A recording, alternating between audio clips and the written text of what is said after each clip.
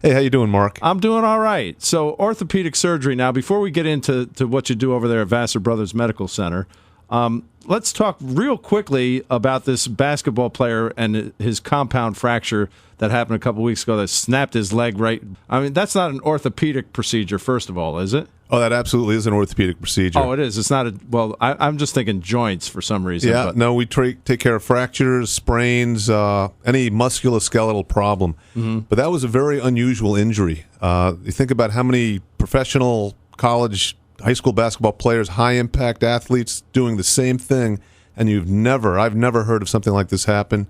The Joe Theismann incident back in the 80s. Yeah, he was hit by somebody. He was hit by Lawrence Taylor, which was like a truck hitting him. This guy just went up for a jump and he misstepped. Yeah. So no one said it, but there must be something else going on. Possibly he had a benign lesion in the bone that made a weak spot. That's true. But for that compound or open fracture to happen from a jump like that is very unusual. What kind of weird stuff would happen to folks that you've seen? Sometimes even from misstepping, if the force goes through the joint the wrong way, it could cause the bone to dislocate out of the socket and rip through the skin. Oh, thanks a lot. We're done here. Good thing there's no images on radio, right? Yeah. Well, just thinking of that. So you see that happens every now and then. It does every once in a while, and just depending on the type of fracture, if the pointy end of the bone is pointing the wrong way, it could tear through the skin and cause a similar kind of injury to that basketball player. Something weird that seems, is it me or are younger and younger people needing hip and knee replacement stuff now? This is something you used to think was old people that this happened to. It's very interesting. Back when I was in medical school and my training, God, it's almost 20 years now, typically if you weren't a certain age, you would be put off until you got older to have these joint replacements done, with the concern that they would wear out and you'd have to have them redone in a relatively short time. And back then, before the technology was really refined, that revision surgery, the redo surgery, could be very difficult, even catastrophic sometimes. Nowadays, doing the revision is not a big deal.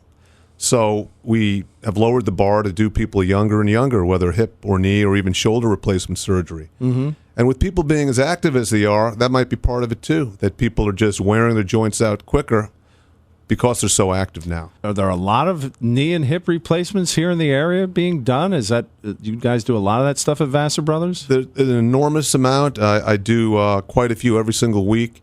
Historically, I came to the area in the mid-'90s. There was a lot of out-migration to New York City or even Albany. Mm-hmm. And year after year, most people do stay here because we do quality work, and it's comparable or better than the large, massive institutions of the city. What happened to me was you have some pain and you think you can be a man and play through it. And that's the worst thing somebody could do, right? Yep. Denial is normal and it happens to everyone. And if you think something's wrong, the problem is you're going to be living in pain and restricting what you want to do.